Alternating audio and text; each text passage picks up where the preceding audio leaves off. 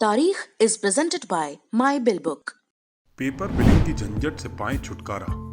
My bill book app से GST bill बनाएं और शेयर करें, स्टॉक मैनेज करें और पार्टी से लेन देन का पूरा हिसाब भी रखें। आज ही डाउनलोड करें my bill book app play store से बिल्कुल फ्री में।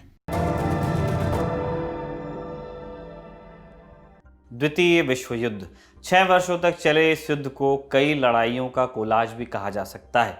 द्वितीय विश्व युद्ध को सिर्फ लड़ाइयों ने ही अंतिम नतीजे तक नहीं पहुंचाया, देशों के बीच की संधियों, सामंजस्य रणनीतियों और सम्मेलनों ने भी इसके अंतिम परिणाम पर बहुत बड़ा असर डाला। ऐसा ही एक सम्मेलन एक ऐसी सरकार ने करवाया जो अपने देश से बेदखल कर दी गई थी।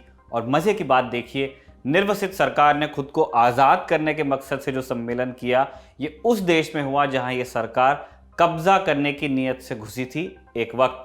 नमस्कार, मेरा नाम है निखिल और आप देख रहे हैं हमारा खास प्रोग्राम तारीख।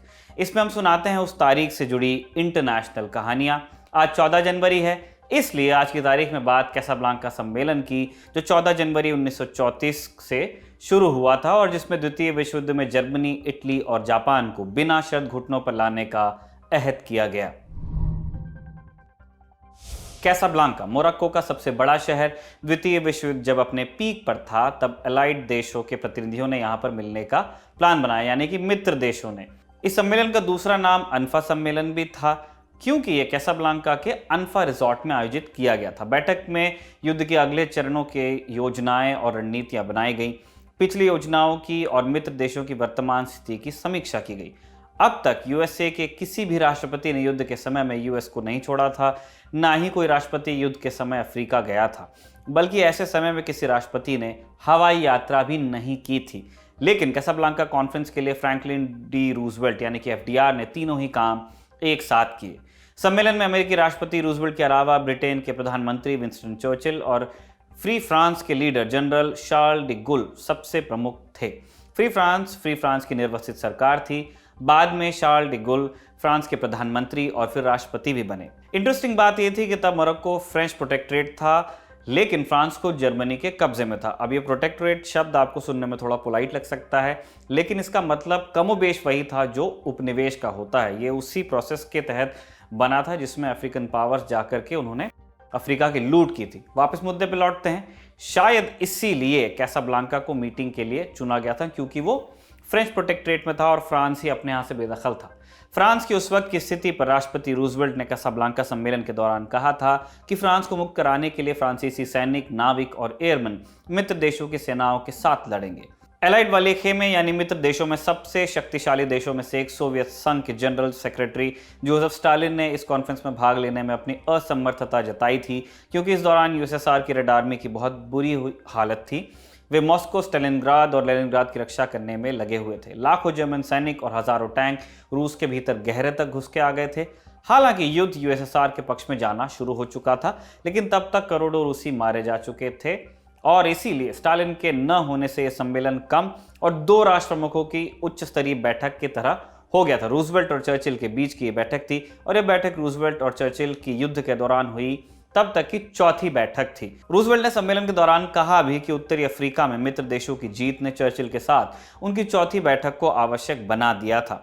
राष्ट्रपति रूजवेल्ट ने इसे एक ऐतिहासिक क्षण माना और कहा कि अलाइड नेशंस के इस समय 3 उद्देश्य थे। 1942 के समाप्त होने तक मित्र देशों ने युद्ध में जो लीड ली है उसे बनाए रखना और इसका विस्तार करना। दूसरा लक्ष्य यह था कि रूस की हर संभव मदद करना, उसके आक्रमण को हर तरह की सहायता देना, क्योंकि वही पूरब की दिशा से यूरोप को आज़ाद करते हुए आ रहे थे।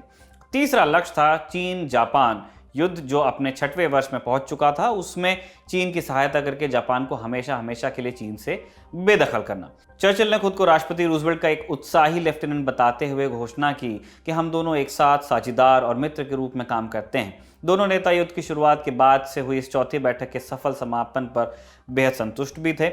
इस सम्मेलन की प्रेस कॉन्फ्रेंस के दौरान ही रूजवेल्ट ने पहली बार सार्वजनिक रूप से एक्सिल पावर्स माने इटली, जर्मनी और जापान के लिए अनकंडीशनल सरेंडर माने बिना शर्त आत्मसमर्पण की बात कही थी। Unconditional surrender. कैसाब्लांका सम्मेलन के दौरान योजनाओं और रणनीतियों को लेकर सैकड़ों पन्ने भरे थे, लेकिन ये 2 शब्द संभवतः सबसे महत्वपूर्ण तरीके से उभर कर सामने आते हैं। दो शब्द जिन्होंने राष्ट्रपति रूजवेल्ट की इस प्रतिज्ञा को परिभाषित किया कि अमेरिकी लोग अपनी न्यायप्रियता के माध्यम से विजयी होंगे। दो शब्द जिन्होंने दुनिया की सबसे महान सेना के लिए एक असंभव सा लगने वाला लक्ष्य निर्धारित कर दिया, एक मजबूत दुश्मन से बिना शर्त आत्मसमर्पण करवाने का लक्ष्य। कई लोग मानते हैं कि रूजवेल्ट के बिना शर्त आत्मसमर्पण की बात से चर्चिल चौंक गए थे। अब ये सही भी था और गलत भी। गलत इसीलिए कि चर्चिल ने खुद इन शब्दों का प्रयोग अपने वॉर कैबिनेट को किए एक टेलेक्स में किया था और 18 जनवरी को जारी प्रेस विज्ञप्ति में इसके उपयोग को मंजूरी भी दी थी। इसलिए उनके लिए उतना बड़ा सरप्राइज नहीं था, ये एक मत है। चौंकाने वाले दावे को आधार मिलता है इस बात से कि चर्चिल चाहते थे कि इटली के साथ संधि के रास्ते खुले रहें। इसीलिए जर्मनी और जापान के साथ इटली का नाम जब अनकंडीशनल सरेंडर के साथ आया तो चर्चिल का ध्यान गया। फिर रूजवेल्ट ने जिस तरह से कहा था उसने भी चर्चिल का चौंकना बनता था उस पर। रूजवेल्ट ने कहा, जर्मनी और जापान जैसी युद्ध शक्तियों का पूरी तरह खात्मा, यही भविष्य में विश्व शांति की गारंटी है।